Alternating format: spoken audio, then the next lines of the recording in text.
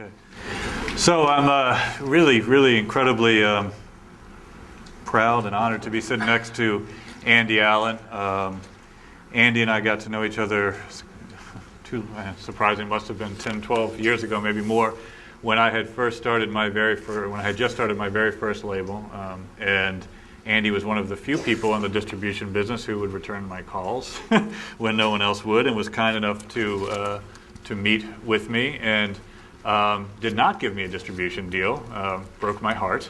But as it worked out, things went okay for me, and Andy and I managed to stay in touch. I have long admired the company that he has built, the company that he runs, which is ADA, which stands for Alternative Distribution Alliance. I think it's the best distributor out there. I'm not alone in that thought, as I'll read you some statistics of the artists that are currently being distributed by ADA. Of the top 15 records at Newberry Comics, which is, I don't know, one of the preeminent independent accounts, this week ADA has 8 of them. It's sheer dominance, really. Artists like Bright Eyes, The Shins, Arcade Fire, Interpol. Do you have the Streets? Streets. So it's really an incredible assortment of music that Andy works with.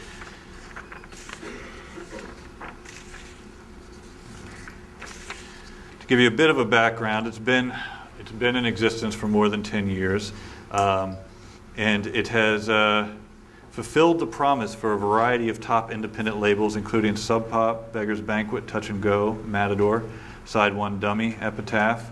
Worked with artists like Liz Phair, Nirvana, Local Heroes Better Than Ezra, Sixpence, None the Richer, Death Cab for Cutie, Tom Waits, Elliott Smith, Postal Service. So it's a wonderful pleasure to have Andy Allen here, and we're going to learn a lot tonight, I think. Andy Allen.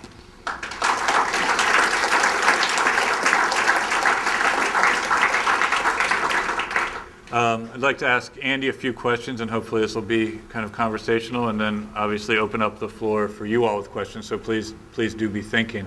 Would you mind giving a little bit of your background? How did you find your way into the position that you currently are? Well, I guess if you go all the way back, I was initially interested in broadcasting, and started by doing a pirate radio station. St. Louis, Missouri wasn't a lot of things happening at that point. You have to go back to that time period. FM actually was just beginning. We had AM radio stations, and they were basically all top 40, and nothing was happening. So, you had to. It's not much different actually than webcasting now. Really, either you did it on your own, or you came up with small groups of people that were like-minded, and you did things.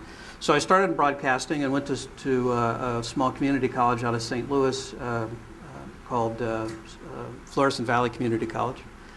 And they had a 10-watt FM radio station there. And it was kind of free form at that point. So I started working at the radio station and met some people, and ultimately ended up pursuing a commercial broadcasting thing. At that time, there were very few FM progressive rock stations, but there were several. And one of them was in St. Louis, and it was KSHE in St. Louis. But that group of stations were kind of like KSHE and ABX in Detroit, and WNEW in New York, and KSAN, and I think that was LA or San Francisco. But there was a handful. There was like 8 or 9 throughout the country. And there were big FM stations. In St. Louis, it was 100,000 watts. It was heard in 3, 4, 5 states. So I went to school, did the broadcast thing at school, went into commercial broadcasting. Didn't have anything to do during the day, started working at a record store, ended up managing that store, kind of did the radio station thing on the weekends. Was hired by RCA to do sales, did sales for a couple of years, was hired by RCA to do promotion, radio promotion, did that for 7 years. They moved me to New York to do national promotion. So I spent 10 years with RCA. At that time, I moved over to one of the largest independents at the time, which was Island Records. And the first project I worked was Addicted to Love, Robert Palmer, and the second project I worked was Joshua Tree, U2's Joshua Tree. And we had a wonderful time and probably learned more about the business in that period of time, which was about 10 years also.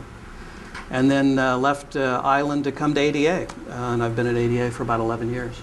And the thing that intrigued me about ADA, actually, Island at the time that I was there, 7 years it was an independent company, and then the last 3 years, Chris Blackwell, who I think has been here before as well, had sold the company to Polygram at that time, and it, as things do when you sell, it had changed fairly dramatically. And I was looking for an opportunity to work kind of again with independents, and ADA is primarily a distributor of independent labels, and I found kind of a comfort level and have been there ever since. Still enjoying it? It's really, I don't know if you talk to somebody who's a music business professional, or suppose, I don't know that you'd find anybody that's having a great deal of fun over these last couple of years, but I have to say, we're having a ball. Yeah.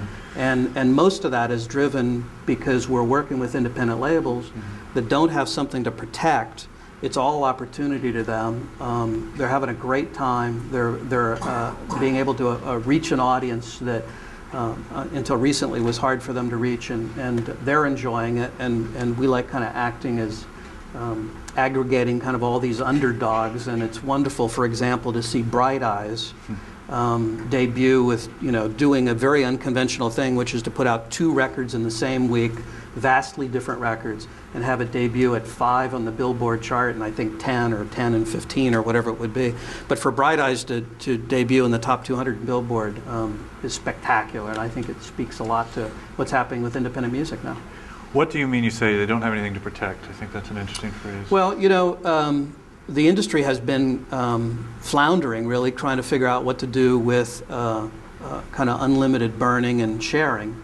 And as a result, it's changed the economics of the business. The business the big business was always built on, you'd put 8 or 10 things out, and most of them would fail, but you'd have one record, and that one record, and I'll use my example of Island. Island was able to exist and be this creative home for everything from Anthrax to Grace Jones to U2 to Eric B. and Rakim because of U2. And frankly, it wouldn't have worked if it hadn't been for U2, because U2 would come along every 2 or 3 years and put out a record. We'd sell 5 or 6 million copies domestically, and at that time another 6 or 7 million internationally, and that funded everything else. Right. Now, that was an independent that was incredibly efficient at doing what it does and very focused and could spend a lot of time on an act like Tom Waits. But a major label isn't able to focus quite as much, and the economics for them really is dependent on that one big record supporting everything else.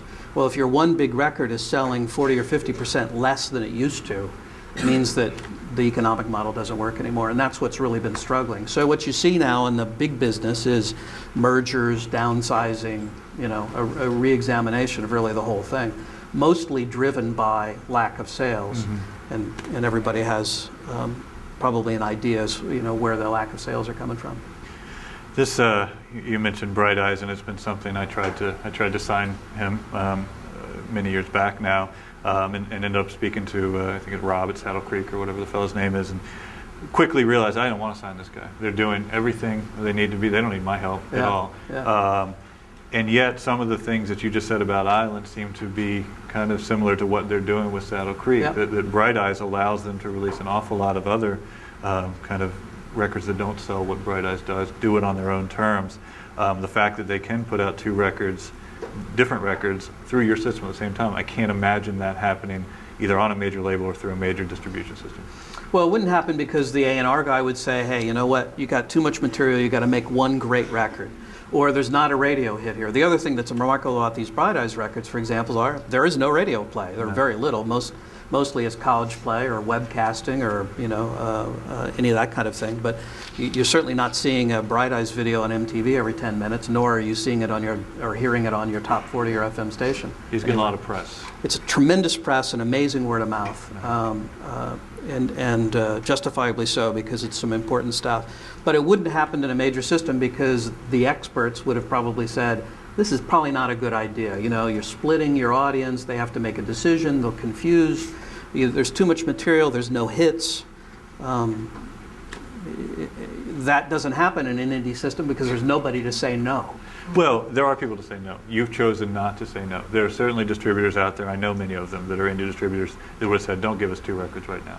And I'm certainly not going to mention names, but the fact that you said, well, you gave them the freedom to do that. And did it give you any pause, or at this point do they kind of say, you kind of just give them the room they need? Well, I'll tell you what gave me pause. I thought that was the major battle, but then what we found out is that Connor, who's the driving force between Bright Eyes, also decided that he didn't want to put barcodes on his CDs.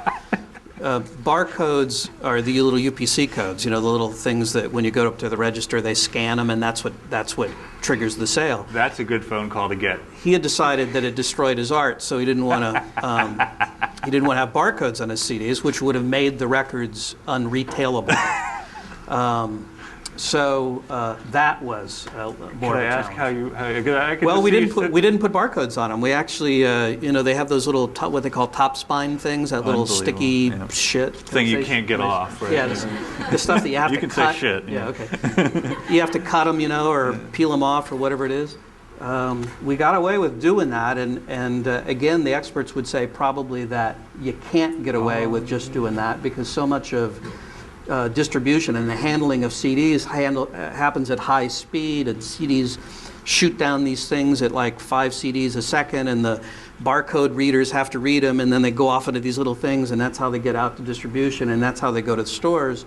But somehow it worked, and I don't know of anybody that's complained yet. Well, and Connor, I suppose, can get away with that. I'm sure there are some artists that might have tried to suggest that to you, and you would have told them, perhaps we need to keep a barcode on it. But well, we came up with some other solutions, so if it didn't work, maybe one of them would have. But that was a little more difficult than the 2 CDs. I can understand. Well, and it keeps with your mission statement. We talk a lot about missions and values in this program. Your mission statement is give indie labels a distribution system that merges the clout and convenience of a major with the marketing sensibilities of an independent. Can you elaborate on that a bit? Well, I'll start with the first part. The first part is 10 years ago when ADA was created, if you were an independent label, in order to achieve national distribution, you had to go and make a deal with a distributor that was usually regional, meaning that there was somebody that handled the Northeast, there was somebody that handled the Southeast, there's somebody that handled the West Coast. They were all separate companies, and you had to ship them records. You had to get paid by each one individually. There were no systems that told you how many they got, how many they sold, what was happening. It was really, you had to kind of paste it together. So when this group of independent or national independent distributors, of which ADA is one, I guess there's probably 5 now, it was for the first time an indie label could have true national distribution. 3 of these big indie distributors are actually fake indies, including ADA. ADA is owned by the Warner Music Group, 95% by the Warner Music Group and 5% by Sub Pop. RED is owned by Sony entirely, and Caroline is owned by Virgin, which is an EMI company. So there's a couple of true indies, but most of the big indies are actually affiliated or actually owned by the majors. Why is that important and why is that bad? Well, it's important because it gives us abilities to have scalability, which a true indie would have difficult times doing. It gives you some security in collecting money. It means that we get paid first as opposed to last, which most indies get paid. And it provides security for the labels, meaning that if we're collecting their money, they're going to get paid from us, which means they're going to be able to pay their artists. A true indie, if a big company goes bankrupt, is not likely to get paid, which means the label doesn't get paid, which means the artist doesn't get paid. That's the good part of being affiliated with a major. The bad part is some of the things that we talked about. Lots of obstacles, too much of we don't do that here, we haven't done it that way, so we're not going to start doing it for you. Any of that stuff that goes with being in the business for 25 or 30 years, 20 or 30 of those years, it working wonderfully successfully. Mm-hmm. Certainly this last 5 or 6 years, not so well. It's been a model that's been under attack. Right. But so that's the good and the bad. Right now, I'd have to say that we're in a wonderful position. you asked what's not to protect. Well, if you're Warner Brothers, for example, you've got 25 or 30 years worth of copyrights that now basically everybody is, making 10 copies for their friends, or, being shared openly on the internet on a worldwide basis, not even just a domestic problem, but a worldwide problem. And that's how you make money, is these copyrights. So if you can't get paid on those copyrights, how do you run your business? Sure. From an indie label standpoint, it's like, hey, if 50,000 people want my music, I think that's wonderful. They're not quite as concerned about how do I get paid and all the rest of it, because they're still in a position where they're trying to find an audience. Once you have an audience, you try to protect that audience. So you have the indies that look at everything that's happening now as an equaling or a leveling of the playing field, or opportunity to get to where the big guys are, and the big guys trying to protect their position. And it's not that much different even from a retailer standpoint. So you got little stores in the shadow of a Best Buy or a Tower. How do they all coexist? Same thing. I'd like to step back a little bit. We have such a range of students here, some of whom are seniors and will know the answer to this question, others who may not. Can you give a thumbnail sketch of what a distributor does? What do we do? The primary function is we receive the master and artwork from a label and manufacture it for them. So in basic terms, we take the last step of the creative process, which is finalizing the art and the music, and turn it into something that is carrier driven. In this case, these days, mostly CDs, though we do quite a bit of vinyl as well. The second thing is we then solicit that to the remaining stores that are in, and we only distribute in America, so it's just US based. We go out and present the music to those that buy the music for the stores, those people that determine what the stores carry. And of course, that's a presentation. It's not different than building a case for a client, or you're getting your day in court. The industry still puts out about 700 full lengths a week. Most record stores have fewer than 30,000 titles in their store. If you do the math quickly, you're all probably better than this than I am. 700 a week roughly equates to 36,000 titles a year, and the average store only carries 35,000 titles. So you can see that you have to make a case to be there. So that's the other part of it. And then the rest of it is actually just the warehousing, the shipping, the invoicing, the billing, rendering statements to the actual labels, and then, of course, paying. So you act as a wholesaler, the wrong term, between the label and the retailers? Yeah. The label determines what the price is going to be. We get a distribution fee. It varies per label. And then we sell it to the retailer. The retailer generally buys it from us at about 30% less than what the suggested retail is, 33 to 35% less. So, a $15.98 list record will sell for, I think it's like $8.40 or something like that. And the retailer decides then what they're going to charge the consumer. Right. In some cases, they'll charge the consumer $16.98, and they keep the margin. In some cases, they may charge literally what they buy for it, or even less, determined by what their business model might be. So you're selling to the record store at $8.40, and you've paid what for the record? Well, I haven't paid for it because I actually never possess or own it. The music is always owned by the label. Right. I have some manufacturing involved in it. I'm sure you've all read the Rolling Stone articles where they break out why is a CD $15 when it ultimately, raw materials wise, is 38 cents. So from my standpoint, it's 38 cents, whatever it costs to make it. Of course, the answer to that question is the vast amount of money that it takes to market the artist is what determines the price. One thing that I think is lost on the population for sure, and unfortunately a lot of people in the record industry, is co-op.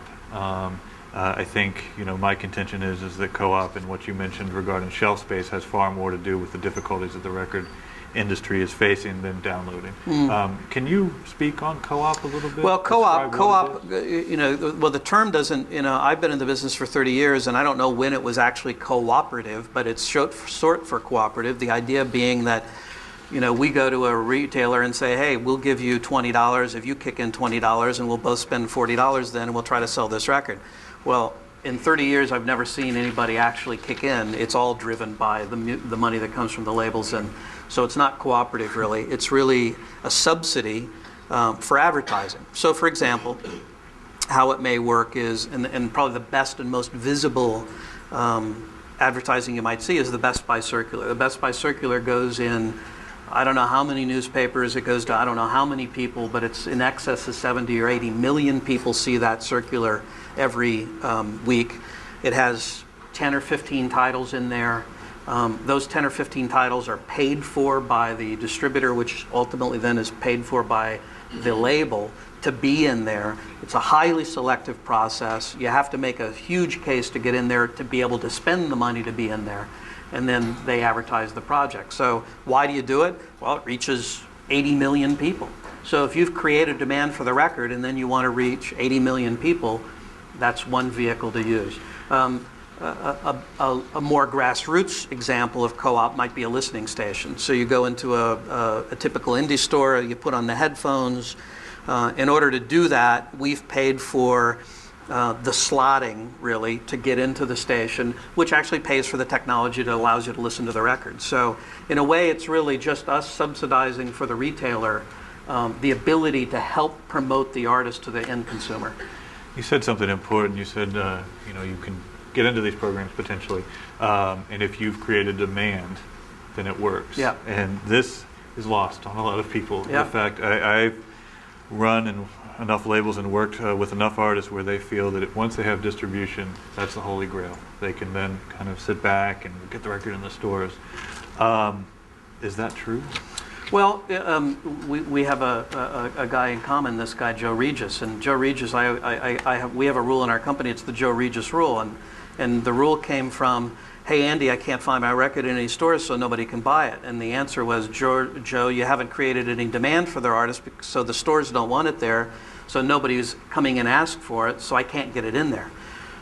He's right, of course. You can't buy it if it's not there. The problem or the dichotomy in that whole situation is you can't get it there unless there's demand for it. So it's a bit chicken and the egg, but what it really comes down to is, and I talked about the stores before, there's 35,000 titles in a store, there's 36,000 titles coming out every year, there's going to be choices made. And generally what happens is the promotion, and particularly the pre-promotion of an artist, is going to determine whether the store brings the record in, how they display it, and how prominently it's displayed. So you earn your ability to be featured, basically. And there are some labels that do it wonderfully, and there are some labels that don't do it quite so well, and those that do it wonderfully do great. And those that don't are going to have to learn very quickly, or they're not going to have retail space. Who does it wonderfully, and what do they do that makes it wonderful? Well, I mean, in our world, and I'll speak in the ADA thing, Sub Pop, for example, is a company that has been around for a long time. They've had their ups and downs, obviously famous for having discovered the Seattle scene and captured that so well. But, Sub Pop had a very typical indie history. Did well, found some, truly life-changing artists, sold the company, lost touch with their audience, spent money excessively, made a lot of mistakes, nearly went out of business, scaled way back, re-entrenched themselves to the original ideas that they had for the label, and now are probably doing better than they've ever done before. They work way ahead. We get music probably 4 months before that record's in the street. Retailers get the music, writers get the music. They listen very carefully to what people say. They may elect after putting it out not to put it out. I mean, once they get a consensus opinion from somebody. They're very artist-driven. They listen very carefully to their artists, and they're really committed and passionate about their music. They do a great job. You mentioned Better Than Ezra. Interesting story, and slightly off the topic, but it's worth talking about the differences in just how music can be discovered. That in that case, that was actually Elektra found this band that had done about 25,000 units on their own in this area, right. Just kind of traveling, selling out of their trunk, doing things on consignment. And they actually signed the band with the idea, okay, they're not really ready for prime time yet, but let's sign them, put it out through ADA, give them some chance to grow. and we'll see what happens. And the very first thing that happened is that song, and I can't remember it now, somebody's going to know, Good. Good. Gets on a station, gets on another station, goes on another station, finally gets on K-Rock in LA, which is to this day still probably the most influential station in the country. And before we could even ship the record, it was a hit, and it was our first platinum record. But it can happen that quickly. It more typically happens in the way the Bright Eyes happens, you know. Years and years. This is the 5th record from a guy that's 24 years old, literally was starting, you know, playing, you know, doing stuff when he was not 13, even in college, yeah, right. with a band of friends that just kind of hung out and did what they did, found an audience, and it just expanded on that audience over the years. So what you've worked with, you know, between Bright Eyes and Cobain and Liz Phair, what is the essential quality of an artist? You know, I think to be distinctive and somehow be different, and sometimes that can be limiting, and sometimes that's, you know, that's huge. The downside of that is there aren't many distinctive artists, and there's a fine line from being just different enough that it doesn't work to being just different enough to be captivating and you know, amazingly different from everything else. And if you look at the time that I spent at Island, and if you looked at that artist roster again, the one thing that artist roster had in common is none of that stuff was mainstream. Mm-hmm. It was never conceived to be mainstream. It was never recorded to be mainstream. Our challenge was always to take stuff that was very challenging musically and bring it to the mainstream. And sometimes that happened right away, and sometimes it took forever, and sometimes it never happened. So, 2 questions. A, do you ever consider individual artists, or do they have to be with a label? And I know that gets blurred.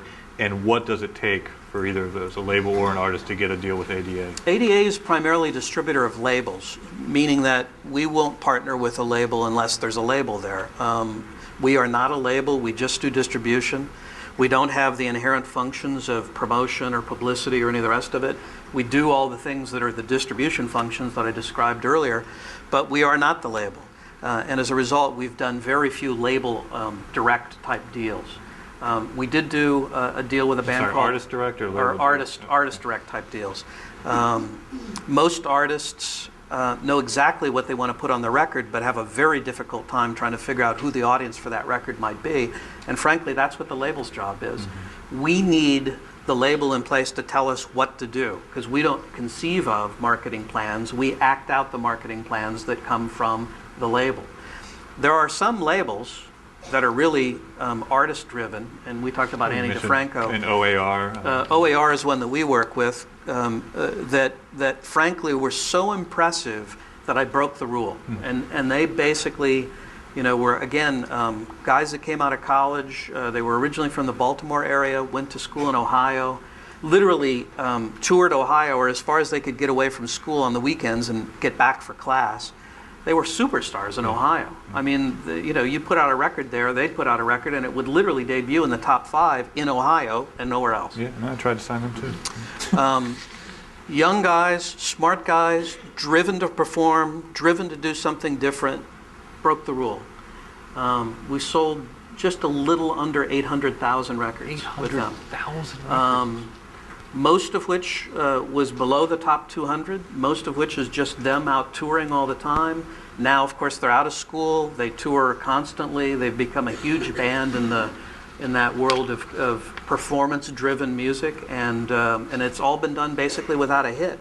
And if you can survive in this business by finding an audience without being driven by a hit record, you've got a career. You know, if you've got a hit record, you have to survive that hit record and find an audience. You know, you've done a hit song.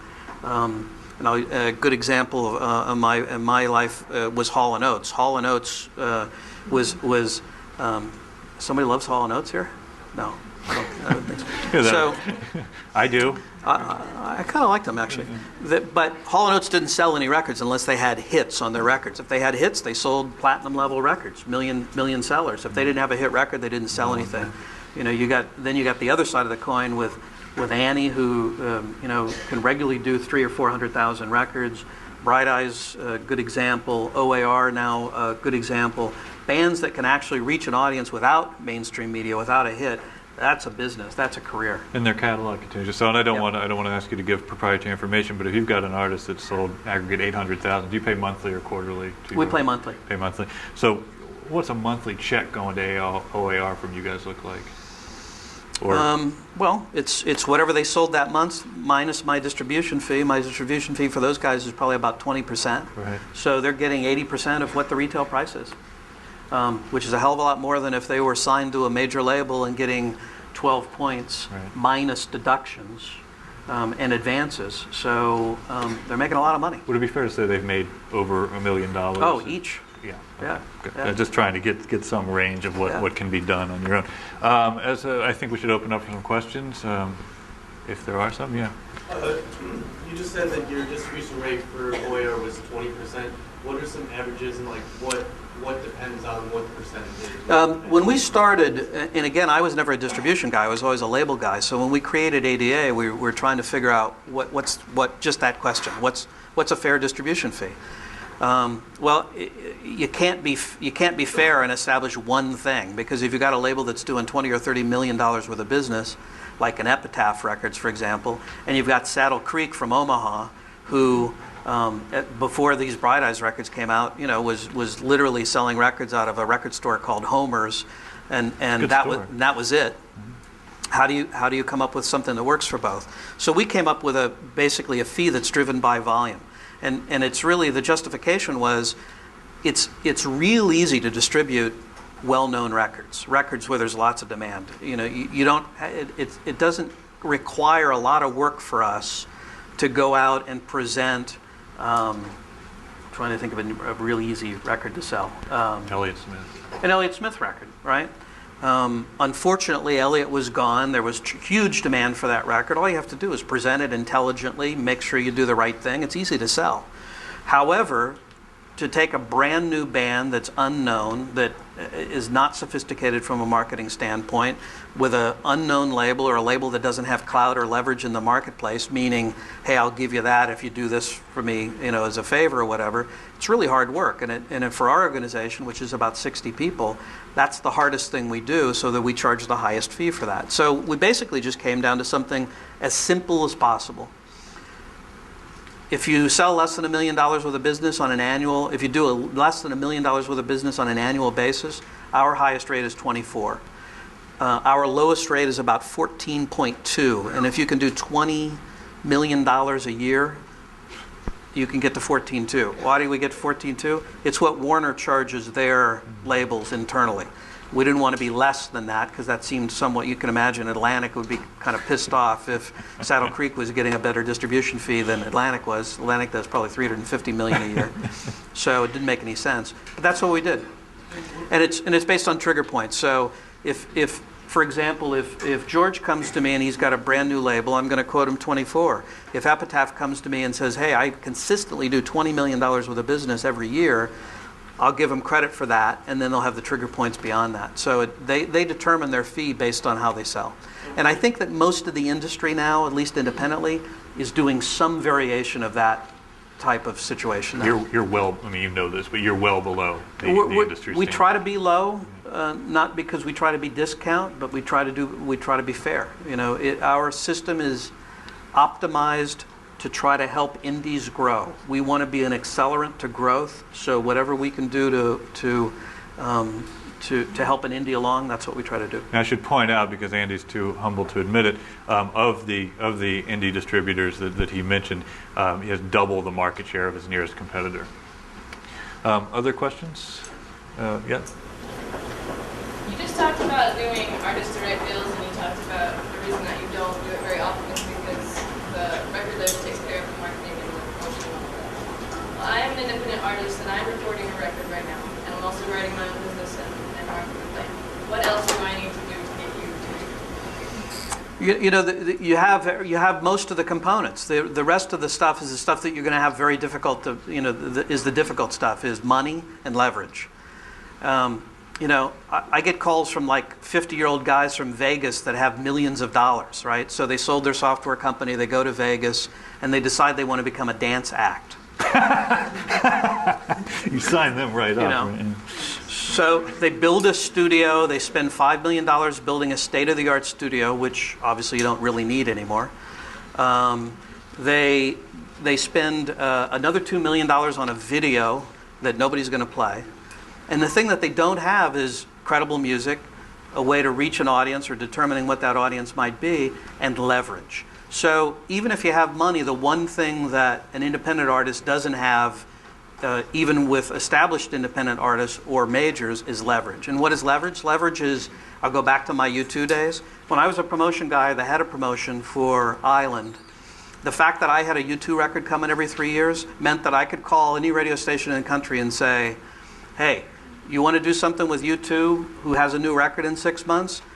I have a record by this young lady sitting in the third row on the back. You're going to play that. Because if you don't play that, I'm not going to help you with U2. That's leverage. And the money, the unlimited money doesn't get you that. Now, relationships and expertise and being in the business and developing all that stuff, I don't want to downplay any of that because it's all hugely important. But it's the one thing that you won't ever have. Do you earn it at some point? Yes. Does Saddle Creek now have it? Absolutely. Did they have it 3 years ago? No. How did they get it? They put out one good record after another. They didn't make mistakes. They didn't get ahead of themselves. They didn't try to do stupid stuff. They literally just nudged their projects along very intelligently, and they earned everybody's respect. And now they have leverage. They connected with their constituency very well, too. And I'll have to say, and again, I'll use a Broaday's example. There's a, can I say fuck? Please, yeah. There's a couple of prominent fucks on the record. Did you distribute Fuck? Fuck was signed to... we actually distributed a band called Fuck, yes. Okay. Fuck is a problem. Fuck means that you have to put a sticker on it, generally. It's the PA sticker, the parental advisory sticker. Well, there's a couple of fucks on the record. They're on both records, actually. So, again, you can imagine the conversation in talking to Connor, who didn't want to put a barcode on his record, so you can imagine he probably didn't want to put a parental advisory sticker on his record. Well, Walmart won't carry records that have fucks on them. So we started going with this. We started the marketing plan. When we said this is all really driven by the label. We just act it out. We're like the foot soldiers. So the label started basically their upfront marketing, which in this case was a lot of press. We actually got a call from not the guys that supply Walmart with the records, but the Walmart people themselves. Why don't we have this record? And the reason was because we went to them and presented to them and say, hey, we're just telling you straight out, this doesn't have a sticker on it, but it's got a bunch of fucks on it. So if you want to buy it, we'd love to sell it to you. But if you don't want to have that material in your stores, we understand. They were so caught up, just as everybody was, in what was happening with that record. They were feeling it. And I don't know how you describe that, really. What did they feel? I don't know. The cover of every magazine, people in the store asking about it, clerks there saying, hey, are we going to have this? I mean, a large part of their workforce, in a lot of cases, is kids in areas where they, Walmart's the only place to buy records, and the kids are going to school and they work at Walmart. So they want to know. Just like Connor. Yeah, they all look just like Connor. So, did they have the record? No. Ultimately, they decided they didn't want it because they felt that they have an image to uphold, and I understand it. Makes sense to me. We didn't sell it to them, but they were feeling the record, which I got to tell you was one of the most gratifying calls I ever got. Yeah, right. Other questions? Yeah, Brandon. How does a record store become able to receive distribution from ADA? Any store that wants opens. Any record store that opens that wants our music, we'll talk to. We'll probably want to know that you don't have gang connections. That well, New Orleans is out. There's some financing, because we're going to put a significant amount of inventory in your store, and we're going to give you time to pay for it, and we're going to want to make sure that there's the credit risk makes sense. But assuming that you're an upstanding citizen, and you want to, these days, if you want to open up a store, we're going to do whatever we can to support that effort, because there ain't that many people opening up stores these days. Reed. Earlier you mentioned about how you guys also deal with the manufacturing part of Is that a typical situation for an indie distributor? Because I mean, I haven't experienced that before. Some indies offer manufacturing, some don't. Ryko insisted that you were manufactured by somebody else. That's correct. P&D is. It's greater risk for the distributor because anytime we partner with a label, we take on a certain amount of risk. We increase that risk by offering manufacturing and then also advancing on the co-op. So if you're distributed by ADA, I pay for the manufacturing and then bill you back out of sales. And I pay for all of the upfront marketing costs, co-op, as George said, until they bill me back. So I don't bill you back until Tower bills me back, if it's a Tower program, for example. So I'm out there. I'm out in the wind. And again, the other reason that we do that is we want the label to be spending their money signing artists and marketing records. We don't want their money tied up in all this stuff. And why can I do that? Again, it's the major label thing. If I was a true indie, I couldn't do it. If it was a question of me putting money in my pocket or you put money in your pocket, well, it gets down to, we don't all do this for free. So I probably would be less likely to do it. But because Warner allows me and trusts me to make decisions based on finding emerging labels and artists and having a track record of doing so, I'm able to use that. And of course, to be honest, I use it as an edge. I mean, I don't, if there's something I want, those are the things that, if you're a label, that's what you're looking for. If you're not looking for those things, you're looking for the wrong things. That's my biggest cost. Right. And what kind of numbers do you press? Is there a typical? 10 million units a year. Heather, do you have a question? Oh, do you mainly put your records in independent stores, or do you deal with everyone? Like, do you deal with Amoeba and places like that? Absolutely. We sell very small shops. Amoeba is certainly not a small shop. And we sell Walmart. And we sell the Armed Forces. We actually even sell sporting goods shops. We sell gallery shops. We sell fashion. We sell DKNY. We sell anybody that will take our music and we think we get paid from it. We don't do that with everything we have, but we have been very aggressive in trying to find the place where people go to find music. And I'll give you an example of a place that you wouldn't normally think of. You guys know what Hot Topic stores are? So Hot Topic is a clothing store, right? I mean, it's in the mall. They sell clothes. So mostly black clothes. So they mostly black, spiky, vinyl clothes. So they felt that they had people that were coming in and they knew who their audience was, and their audience was into music. So they introduced a rack of records. CDs, I should say. They actually have vinyl there too, so I can use records. It worked. They put in another rack. It worked. They put it in another rack. What it comes down to in a mall, most of these stores are mall stores, is how much space can you devote to something that you're only going to make a margin of 30% on? Because most of that black shit that they sell, they make 200 or 300% on. So when you buy a 9 Inch Nails t-shirt in there, they're probably making 150, 170, 180% markup. When they buy a warped disc that's in there from me, they're making maybe 20%. So they're not going to they're not going to make that store full of records because they're not going to make enough money to keep that place going. Warped. Everybody knows the tour. We put out the disc. There's a little label called Side One Dummy that puts out these samplers of all the artists that appear on Warped. Hot Topic sold more Warped discs last year than Tower did. What time do we go till? 6:15. Oh, okay. Time for, yeah. Is that a marketing thing on the label's part, or do you actively seek out? We seek it out. I mean, in some cases it comes both ways. I mean, there are some labels that honestly, all we do is listen. They come in, they do a presentation, they tell us where they're going to spend money, they tell us who the audience is, they tell us where the record's going to break.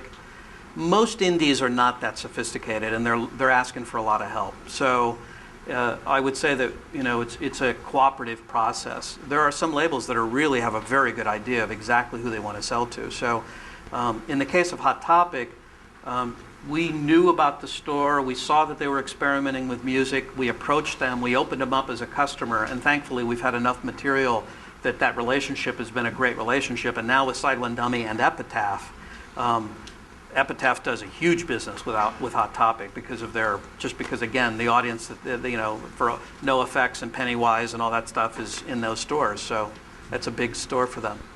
And it speaks to the evolution of music. It's not a music business. It's not just about downloading. It's finding new markets. Well, one of the things that we found is of course, you've seen most of the record stores are closing. Shouldn't say most, many are. Many of the chains are having a lot of trouble trying to stay open. And as a result, we have far fewer places to purchase music than we ever did before. So you have to you have to either accept that, or you have to go seek out where are kids going to be to buy music. And all you have to do is go into a mall and go into a Sam Goody store and see that there's nobody but adults in the Sam Goody store, and you go into a Hot Topic store and there's kids there. And so if you're trying to sell music to kids, you got to put music where they go. Let's get someone who hasn't asked a question. Yes. If you're a label that's trying to get with a large distributor like yours, does it help to have a roster of smaller distributors that they've already been dealing with? Yeah, I would suggest, I'm looking for, and the reason that we now look for this kind of threshold of $1 million is we have some pretty large labels in our group. And for us to be effective, we want to try to have the smallest group of labels that we work with all doing kind of the same thing in terms of scalability. What ends up happening if you don't, you'll get a few huge labels that dominate the system and a bunch of small labels that never get access to anything. So what we've always tried to make a conscious effort of is try to identify smart people that are going to come up with good music and have their businesses grow in a way that you can relate to them. As a result, it means that we're a little less likely to partner with a very small label right now. So the opportunities are, to work with a regional distributor, do something locally or regionally, develop a couple of artists in some catalog, show some track history, and then we always have a portion of our label group that is unproven things that we're frankly just taking a flyer on because we're just impressed by their ability to find music in a certain area or a genre or whatever it is, and we just want to take a shot. Other questions? There was Yes. one over here. Yeah. Do you think that we need for distributors in the future with file sharing advancing? I didn't hear the question, I'm sorry. With file sharing advancing, do you think there would be a need for distributors to hardware? How do we exist with file sharing and burning?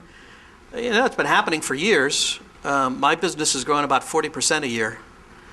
Am I being naive that it's not hurting us? It's obviously hurting us. When you talk to a retailer, what they'll tell you is people will come into the store, they'll buy the record, they burn it for 10 of their friends. It's what we typically see. You sell 100,000 records the first week, the next week drops off to about 30,000. What happens?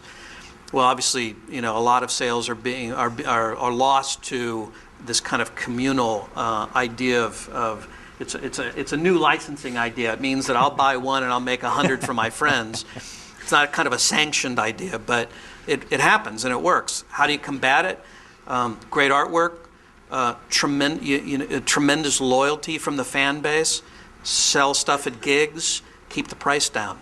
So if we're able to, I think, make great music available, make it available widely, combine it with great packaging and great music, and keep the price down, it's the only thing you can do. If people want to steal from you, they'll steal from you. We're in a business where I think that the artists really make a connection with their audience, and if you can do that successfully, the audience is a little less likely to steal from them, I think. I don't know. Maybe that's naive. Brandon, Could you talk a little bit more about your 10 years with RCA and Island, and if that had any influence on you deciding to leave what you do? RCA, typical old line, big business, major record company, owned by a conglomerate at the time.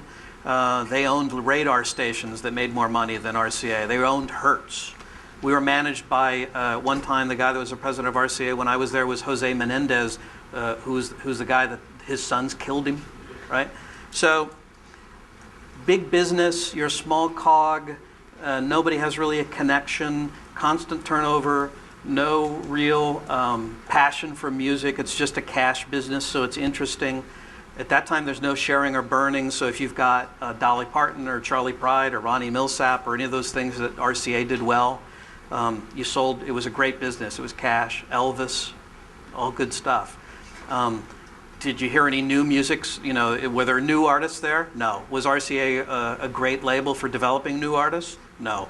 Are they now? They're a little better now. They were Dave horrible. Matthews helps. Right? They were horrible back then. And I left to go to Island, which I have to say was probably the most, and I doubt if, there will be independent situations that will come along, but when I got there was 22 people there, and the company was billing about $30 million. When I left, there was about 60 people there. We were billing about $128 million a year. Wonderfully artistic-driven, small company. Literally everybody in the company could fit around one table. Matter of fact, we used to do that once a week. Hard to find that situation again. As I said before, the thing that I love about ADA is the ability to work with many of those kinds of situations and support them in a way that hopefully accelerates growth. Two final questions. One, what motivates you? You've been doing this for a while. You seem to have a passion and enthusiasm for it. What you wake up in the morning, you got to go into ADA. What does it for you? I've loved it because it's not a repetitive kind of thing. It's not a factory job. It's challenging from the standpoint of trying to figure out what's next. It's challenging from the standpoint of, did we maximize on every project? Did we leave anything on the table? It's challenging from the standpoint of motivating our employees to stay focused and know what they're doing. It's challenging from the standpoint of taking interesting music into the mainstream. I've loved every day of it. And I can't say that was true when I worked at RCA. And I doubt if, as I said, you'd find many music professionals these days that are in that position where they get up and they love it to that extent. And the independent world is, and particularly in our situation, because we have the stability and support of a major, and frankly then can kind of act like an indie. Can't ask for more than that. It's great. To close, I want to thank you so much, first of all. But your opinion on the state of the industry now and where it's going.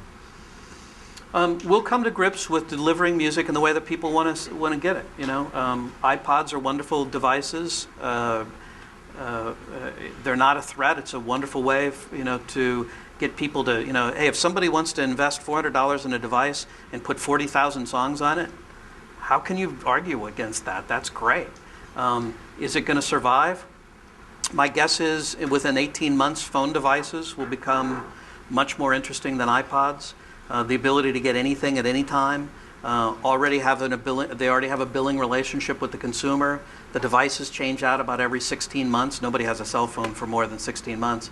So you're going to be able to put new devices into the marketplace with greater capability all the time. Any song at any time. Very exciting. Very exciting. Is that a good way to sum it up in general? Well, if you're a consumer, it's a wonderful thing. If you're an old line retailer and if you don't have a plan, it's probably pretty threatening. If you're a major label, I think that you're finally starting to come to grips with the idea that you can have a business that's not carrier based, meaning it's not a piece of plastic that you ship all over the country and have all the costs associated with it. And that's a major shift. So those that embrace it and understand it will benefit from it. Those that try to protect will have a tough time. Okay. Andy, thank you so very much.